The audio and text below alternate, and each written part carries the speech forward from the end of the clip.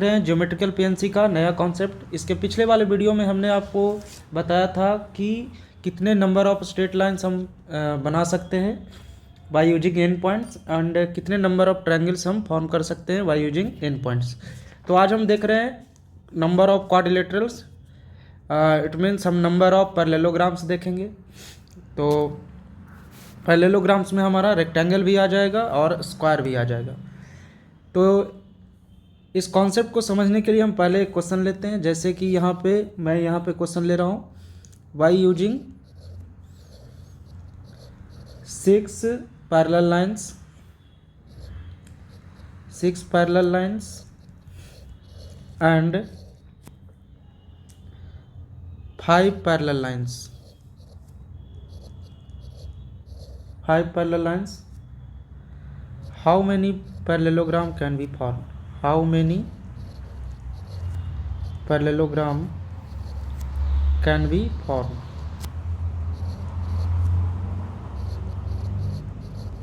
तो ये हमारा क्वेश्चन है। तो हमेशा नंबर ऑफ लाइंस जो दिया हुआ रहेगा, दो ग्रुप में दिया हुआ रहेगा ऐसे क्वेश्चंस में। पहले ग्रुप वाले काउंटिंग को m लेना है, दूसरे ग्रुप वाले काउंटिंग को n लेना है। तो यहाँ पे m की वैल्यू हमें जो दिख रही है वो है हमारा m इक्वल टू 6 और n इक्वल टू 5 है। तो अगर हम ये लाइंस ड्रॉ करने की कोशिश करें तो हमारा लाइंस कुछ ऐसा दिखेगा। ये इस तरीके से हम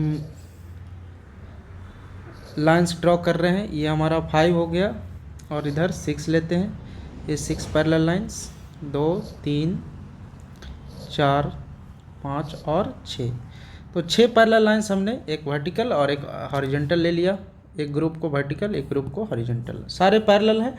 तो हमें नंबर ऑफ पैरेललोग्राम्स चाहिए। तो पैरेललोग्राम्स बन कैसे रहा है, जब हम यहाँ पे 2 लाइन, 2 हॉरिजॉन्टल लाइन, यहाँ का 2 वर्टिकल लाइन इंटरसेक्ट करते हैं तो एक पैरेललोग्राम बन रहा है, क्योंकि स्क्वायर भी एक पैरेललोग्राम होता है, रेक्टेंगल भी एक पैरेललोग्राम होता है। इस तरीके से इधर भी पैरेललोग्राम बन रहे हैं। तो अगर हम देखें तो हमें इन्हीं पैरेललोग्राम को काउंट करना है कि कितने टोटल बनेंगे। तो नंबर ऑफ पैरेललोग्राम्स बनाने के लिए हमें 2 लाइंस की ज़रूरत हो रही है। तो हम कोई भी 2 लाइन हॉरिजॉन्टल 2 लाइन वर्टिकल अगर हम सेलेक्ट करते हैं तो हमें पैरेललोग्राम फॉर्म होते दिखता है। तो नंबर ऑफ पैरेललोग्राम्स यहाँ पे कितने हो जाएंगे, number of parallelograms equal to MC2 into NC2। तो ये हमारा फार्मूला होगा। अगर 2 ग्रुप में कुछ पैरेलल लाइंस के सेट्स दिए हुए हैं तो इस तरीके से हम नंबर ऑफ पैरेललोग्राम्स फाइंड कर सकते हैं। आप फार्मूला नोट कर सकते हैं MC2 इंटू NC2। जैसा कि हम देख रहे हैं कि यहाँ पे m की वैल्यू 6 दिख रही है, तो 6C2 मल्टीप्लाई 5C2, और अगर हम इसे कैलकुलेट करें तो 6C2 की वैल्यू 15 और 5C2 की वैल्यू 10, और हमें टोटल 150 पैरेललोग्राम्स दिखेंगे, जो कि हमारा ये आंसर है।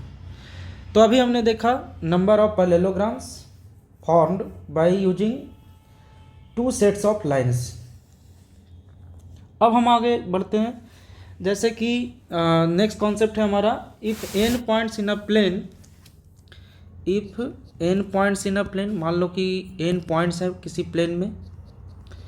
If n points in a plane और फिर वहाँ पे out of which P are collinear,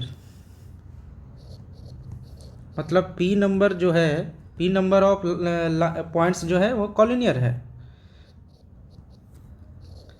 तो हम क्या करेंगे, यहाँ पे हमें फाइंड करना है नंबर ऑफ लाइंस, कितने नंबर ऑफ स्ट्रेट लाइंस बनेंगे। तो हम यहाँ पे number of straight lines find करने के लिए क्या करना है, टोटल नंबर ऑफ लाइंस जो हमारा फॉर्म होगा, टोटल नंबर ऑफ लाइंस। तो हमने कल देखा था कि लाइंस कैसे फॉर्म होता है। लाइंस होता है 2 पॉइंट को यूज करके हम लाइन को फॉर्म कर सकते हैं, किसी भी 2 पॉइंट को। तो यहाँ पे आज P नंबर ऑफ पॉइंट्स जो है वो कॉलिनियर है, तो सारे कॉलिनियर पॉइंट्स जो P हैं वो एक लाइन में आ जाएंगे। तो उसी का हमें जो केस है वो वाला केस हमें माइनस करना है। तो टोटल नंबर ऑफ लाइंस कितने होंगे, total number of lines equal to पहले आप टोटल में से कोई 2 पॉइंट चूज कर लो। तो NC2 ये हमारे टोटल लाइंस हो गए, उनमें से हमें PC2 माइनस करना पड़ेगा, क्योंकि P नंबर ऑफ पॉइंट्स क्या है, ये हमारा कॉलिनियर है। तो वो वाला काउंटिंग हमें क्या करना होगा, माइनस करना होगा।